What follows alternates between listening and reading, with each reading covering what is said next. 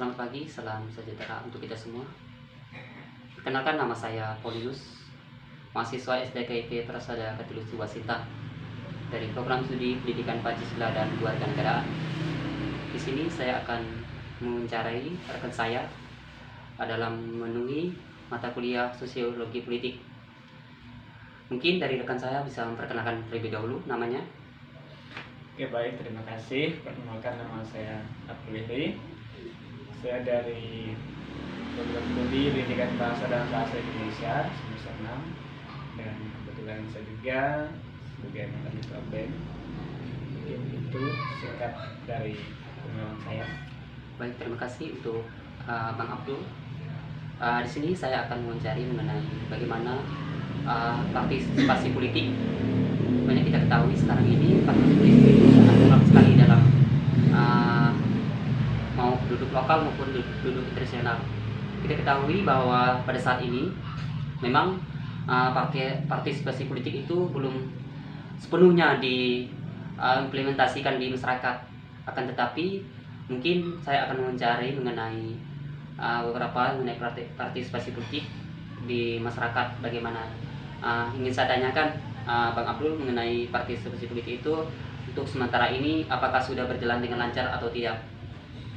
Oke, baik, terima kasih. Seperti yang kita ketahui, ya memang di Indonesia sendiri tentunya partisipasi partai politik terhadap implementasi kepada seluruh masyarakat ya memang belum terrealisasi dengan bagus atau belum tersampaikan secara keseluruhan. Seperti kita ketahui bahwa Indonesia ini luas gitu. Jadi masyarakat di pelosok bahkan belum ada yang memang belum mengenal apa itu politik, dan untuk partisipasi daripada masyarakat terhadap partai politik secara sepenuhnya memang belum dikatakan 100%, karena memang data ini tidak dapat saya sampaikan secara detail, hanya saja ini pada realitanya yang pernah kita alami tentunya di salah satu contoh di tempat kita di Kenhulu atau di Desa Tanjung Lalau, di kecamatan di Desa Tanjung Lalau, kemudian Dusun Jolai, banyak ada dan banyak masyarakat yang memang belum mengetahui bagaimana sih sistem politik di Indonesia dan belum bisa memberikan partisipasi secara penuh untuk bagaimana memberikan tanggung jawab maupun hak-hak yang harus diberikan kepada partai politik. Baik, terima kasih, luar biasa. Dan juga memang dalam partai politik dan juga partisipasi politik itu memang belum sepenuhnya diimplementasikan di masyarakat maupun di dalam lokal maupun di luar kecamatan maupun provinsi. Kita ketahui sekarang ini memang masih maraknya dalam pemilihan presiden 2024. Nah, bagaimana banyak isu-isu yang memang saat ini masih dalam wacana, tetapi kita belum tahu kebenarannya. Nah, kita sebagai mahasiswa itu bagaimana cara kita menyikapi dalam hal yang seperti itu untuk kita terapkan diimplementasikan maupun di pedesaan, di kecamatan maupun di kabupaten. Nah, cara kita menyikapi dalam hal yang memang kita bisa terapkan di masyarakat itu seperti apa? Oke, baik. Memang nanti di tahun 2024 kita akan mengadakan dari pemerintah sendiri akan mengadakan pemilihan umum, yaitu presiden gitu ya. Dan bagaimana sih kita selaku mahasiswa tentunya yang punya pengalaman dan juga punya pola pikir bagaimana cara kita memilih dan juga menentukan pemimpin yang baik dan yang benar gitu tentunya.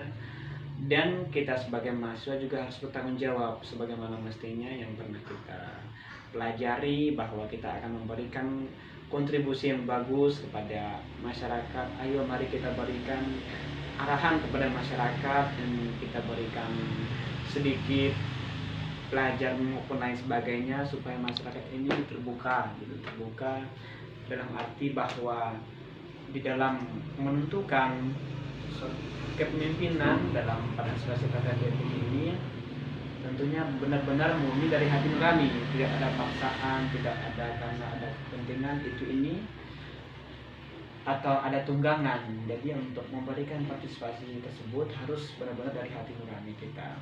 Seperti kita mahasiswa, kita akan memberikan kontribusi pada masyarakat, misalnya ketika kita libur atau pulang kampung, nanti bisalah kita ngomong sedikit atau bicara sedikit terkait bagaimana sih kita harus memberikan kontribusi kepada partai politik maupun dalam demokrasi nanti di 2024. Intinya kita tetap selalu menjalin komunikasi dan juga memberikan yang terbaik sebagai contoh dan juga agen perubahan. Tentunya kita tidak main asal-asal gitu, harus kita lihat dulu latar belakangnya bagaimana, sehingga nantinya pas kita menentukan pilihan benar-benar itu adalah pilihan kita untuk memajukan Indonesia. Oke, tadi terima kasih. Ya memang pada saat ini dan juga kita sebagai mahasiswa memang harus bisa implementasikan apa yang sudah kita dapatkan di bangku belajar di perkuliahan. Itu memang dikatakan ada partisipasi politik itu bersifat negatif dan juga positif. Nah, kita sebagai mahasiswa harus bisa menyikapi bagaimana kontribusi kita untuk masyarakat, kontribusi kita untuk keluarga dan lain sebagainya. Contohnya di pedesaan memang kebanyakan orang itu main asal-asal dalam politik, tidak tahu yang memang sebenarnya pemimpin itu bagaimana gitu kan.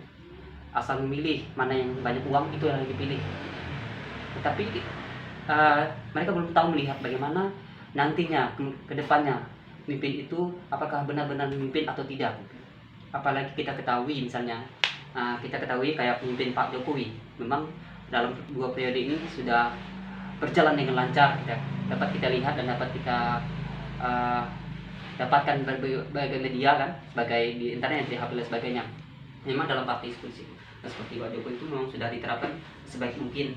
Banyak yang memang berita saat ini mengenai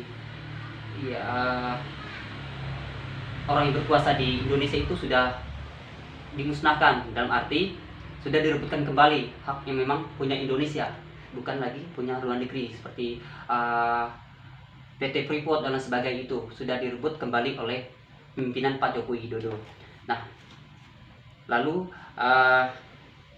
apa langkah selanjutnya jika nanti partisipasi politik itu tidak sepenuhnya diterapkan di masyarakat?